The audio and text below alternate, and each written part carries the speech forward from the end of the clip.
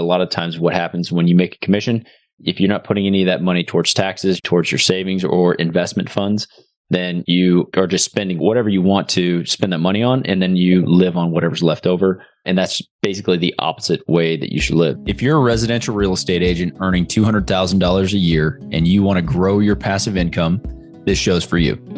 Learn the secrets other agents use and hear from experts in our field in order to guide you along your journey to investing in assets like apartment communities so that you can turn your commissions into cash flow.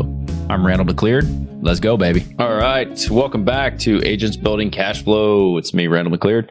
I'm excited to talk to you guys today because I just jumped off an interview with John McManus. He's a commercial industrial sales broker, and the guy has done a ton. The interview will come out in a few weeks, and you'll hear the conversation that we have.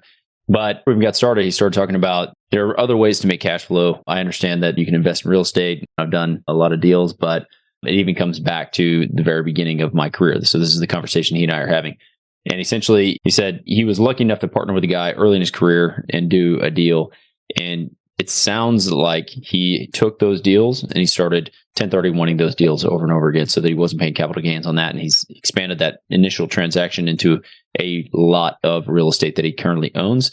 And the cash flow coming from that on a quarterly basis is more than the acquisition price of the first deal. So yeah, that's the power. I mean, he did that in the 90s and he's just been rolling it, but that's the power of the 1031s and something that we highly advocate. But before we even got into any of that, he just said, look, first and foremost, one of the first lessons that you should have is pay yourself first. It's very important in our industry and our business that you are paying yourself first, because no one is taking out your tax bill. No one is taking out your profit as a 1099 contractor, right?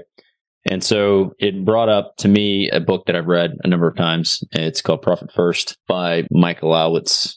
I butchered his name, I'm sure. But anyway, this book to me, it changed the way I looked at the way we were making money with our business, because it really is pay yourself first. You hear it all the time and it makes sense. But a lot of times what happens when you make a commission, if you're not putting any of that money towards taxes, you're not putting any of that money towards your savings or investment funds, then you are just spending whatever you want to spend that money on, and then you live on whatever's left over. And that's basically the opposite way that you should live. So within the book, what he talks about, he gives you, if you're into a step-by-step or a programmatic approach to a book where it gives you an actual process that you can follow, that's what is really good about this book. It says, the summary, I guess, would be that if you make $100,000, then you should be putting X percent, and this is for you to determine, X percent towards your savings, X percent towards your investments, your taxes, and then whatever's left over, that's the operating budget for the company, right? And this is if you're doing it within a company.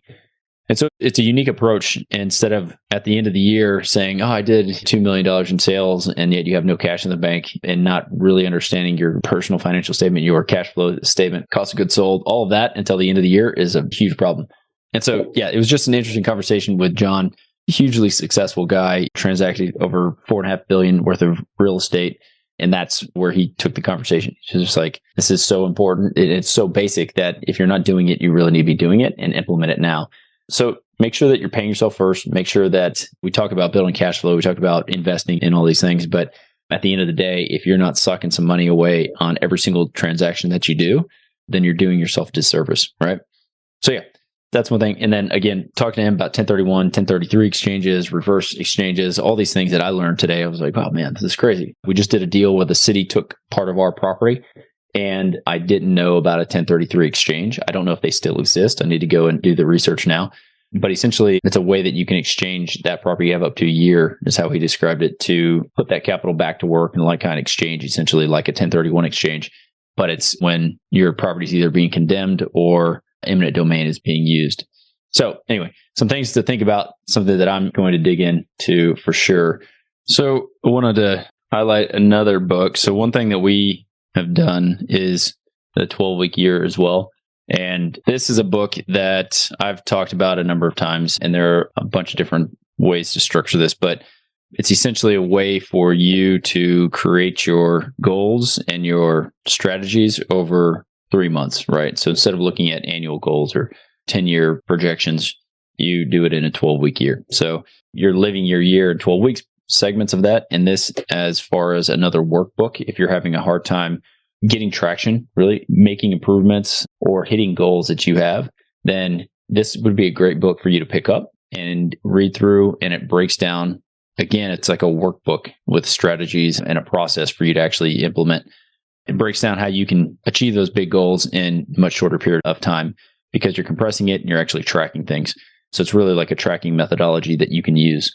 So just a couple of books that came up in our conversations and some that I just had sitting on the shelf that I wanted to highlight for you guys so that you can pick them up, read them. They're pretty solid, and hopefully they will help you on multiple fronts, the financial front and also just on getting stuff done. So if you have any questions, if you want to chat, reach out to me. My contact info is in the show notes. Always good having you guys on. Until next week, have a good one. Surprisingly, most of the agents we speak with got into real estate hoping to gain passive income and become work optional.